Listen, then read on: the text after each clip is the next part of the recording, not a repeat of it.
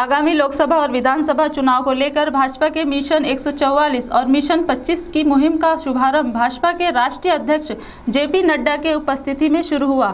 इस मौके पर भाजपा प्रदेश अध्यक्ष बावनकुले, वन मंत्री मुनगंटीवार, राष्ट्रीय पिछड़ा आयोग अध्यक्ष अहिर के साथ अनेक वरिष्ठ लोक प्रतिनिधि तथा पदाधिकारी मंच पर उपस्थित थे।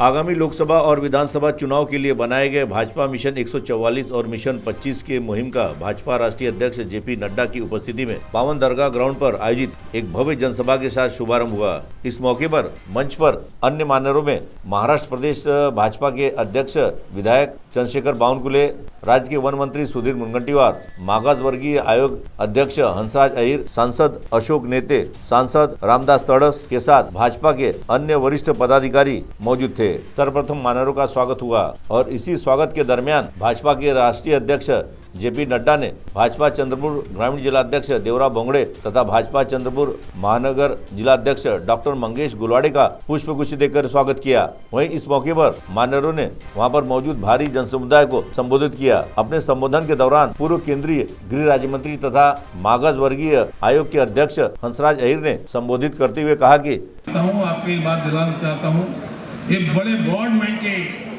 उदार विचार के लोग हैं कि मेरे यहाँ पर जाति के 2000 वोट है, लेकिन मुझे 4 बार लोगों ने यहाँ पर जिताया है। ये देश की मिसाल बन गई है। इतने महान लोगों के बीच में मैं खासदार रहा हूँ, सांसद रहा हूँ, और उसी के बीच में आपको आना पड़ा। दुर्भाग्य से कि हम ये बार पिछले बार लोकसभा नहीं जीते, ये तो आप यहाँ नहीं आते, जीत जाते थे। ये असफलता की वजह से आपको आना पड़ा। ये हमारा सौभाग्य है कि आप यहाँ आकर जिताने के लिए कोशिश कर रहे हैं। मुझे विश्वास है कि जनता फिर से यहाँ पर भी भारतीय जनता पार्टी का जो पुनर्वैभव था, इसलिए कह रहा हूँ कि ये 6 विधानसभा में एक भी विधायक कांग्रेस पार्टी का नहीं था। सारे विधायक भाजपा के 5 विधायक थे, 1 शिवसेना का था। उस जगह पर दुर्भाग्य से कांग्रेस जीती थी, लेकिन आप यहाँ आए हैं और जनता फिर से समझ गई है कि प्रधानमंत्री नरेंद्र मोदी जी के नेतृत्व में पुनः चंद्रपुर को पुनर्वैभव भाजपा को दिलाना है। इसीलिए जनता यहाँ आके आपका सुनने के लिए आई हुई है। मैं इनका स्वागत करता हूँ और बहुत ही मजबूत चंद्रपुर भाजपा थी। इसे बनाने के लिए हम सब लोग साथ में आ रहे हैं और सभी के साथ में मिलकर हम यहाँ काम करेंगे। साथ ही इस मौके पर राज्य के वन सांस्कृतिक कार्य मंत्री तथा जिले के पालक मंत्री सुधीर मुनगंटीवार ने भी चंद्रपुर जिले को त्याग की भूमि बताया। तो सुनिए इस दौरान उन्होंने क्या कहा। विजय का संकल्प ये राष्ट्रीय अध्यक्ष जी ने चंद्रपुर से शुरू किया है। सहजता से ये भाव मन में आया कि इसका कारण बहुत सीधा और साफ है। अगर आर फार रावण को पराभूत करना है तो आर फार राम से ही शुरू होती है कहानी। अगर के फार कंस को युद्ध में पराभूत करना है तो के फार कंस के लिए के फार कृष्ण को ही युद्ध के मैदान में उतरना होता है। तो सी फार कांग्रेस को पराभूत करने के लिए सी फार चंद्रपुर से अच्छी जगह भूमि हो नहीं सकती।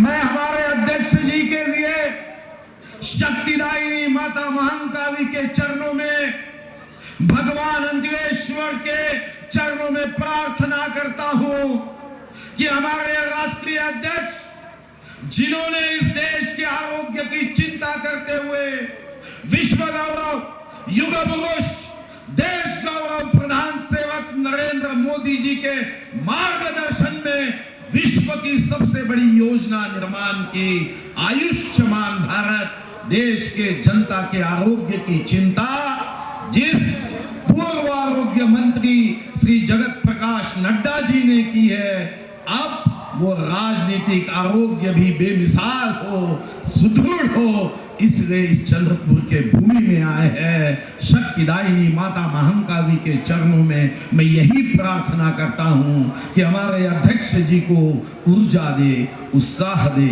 शक्ति दे, भर भर के आशीर्वाद दे।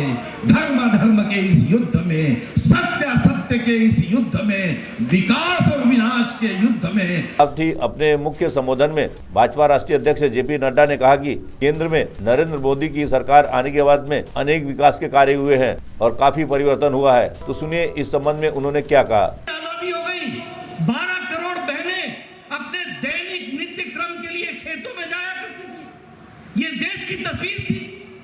अगर 12 करोड़ बहनों को इज्जत दिया गया तो वह भी प्रधानमंत्री जी के द्वारा दिया गया, ये भी हमको ध्यान रखना चाहिए। उज्ज्वला योजना, उजाला योजना, सौभाग्य योजना, ये सारी योजनाएं ये महिलाओं को सशक्तिकरण करती है। मुझे नहीं मालूम ये ट्राइबल एरिया है, लेकिन सुधीर जी, हंसराज जी, मैं गांव से आता हूं, मैं पहाड़ों से आता हूं। हमारे इलाके में महिलाएं सवेरे 4 बजे उठती थी, 5 बजे वो जाया करती थी अपने दैनिक नित्यक्रम करने के बाद जंगलों में लकड़ी काटा करती थी। लकड़ी काट करके बोझा सर पर डाल करके घर आया करती थी और तब जाकर के 6 बजे 7 बजे घर का चूल्हा जलता था और वह बच्चों को रोटी पका करके स्कूल जाने की व्यवस्था मिलती थी। आज 11 करोड़ बहनों के लिए उज्ज्वला के माध्यम से गैस का कनेक्शन दे दिया गया है। अब हमारी बहनें टक से लाइटर जलाती हैं, 5 मिनट में चाय, आधे घंटे में भोजन करा करके अपने परिवार को आगे बढ़ाती हैं। ये छोटी घटना नहीं है। मैं आप राजनीतिक कार्यकर्ता हैं, आपको मैं बताना चाहता हूं किस तरीके से आम महिलाओं को ताकत मिली है, इस बात को भी हमको समझना चाहिए। आप बताइए, प्रधानमंत्री किसान सम्मान निधि में हर चौथे महीने 11 करोड़ 74 लाख किसानों को 2-2 हजार रुपए मिल रहे हैं कि नहीं मिल रहे हैं? उनको ताकत मिल रही है कि नहीं मिल रही है? और सबसे बड़ी बात यह है कि एक प्रधानमंत्री बोलता था कि मैं 1 रुपया भेजता हूं तो 85 पैसे घर में बीच में खर्च हो जाते हैं, 15 पैसा ही जाता है। पता नहीं कौन सा हाथ था जिसमें वो फंस जाता था, कहां फंस जाता था। आज हमारे प्रधानमंत्री जी दिल्ली में एक बटन दबाते हैं और 11 करोड़ 74 लाख परिवारों को 2000 रुपए उनके खाते में 15 सेकंड के अंदर पहुंच जाता है। 15 सेकंड के अंदर। यह है डिजिटल इंडिया, यह है डिजिटल बढ़ता हुआ भारत। प्रधानमंत्री फसल बीमा योजना हो, किसान मानधन योजना हो, कोई भी योजना हो, सारी योजनाएं जो चलाई गई हैं वह देश को और किसान भाइयों को ताकत देने के लिए चलाई। सिटी के लिए हमारे विशेष प्रतिनिधि वैभव यारकर की रिपोर्ट।